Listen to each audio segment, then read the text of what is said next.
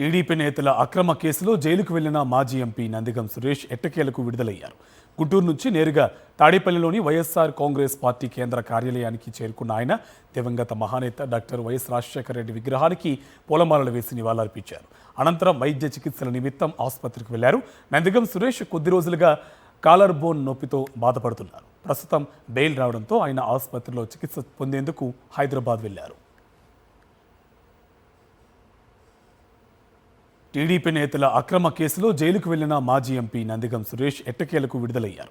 గుంటూరు నుంచి నేరుగా తాడేపల్లిలోని వైఎస్ఆర్ కాంగ్రెస్ పార్టీ కేంద్ర కార్యాలయానికి చేరుకున్న ఆయన దివంగత మహానేత డాక్టర్ వైఎస్ రాజశేఖర రెడ్డి విగ్రహానికి పూలమాలలు వేసి నివాళులర్పించారు.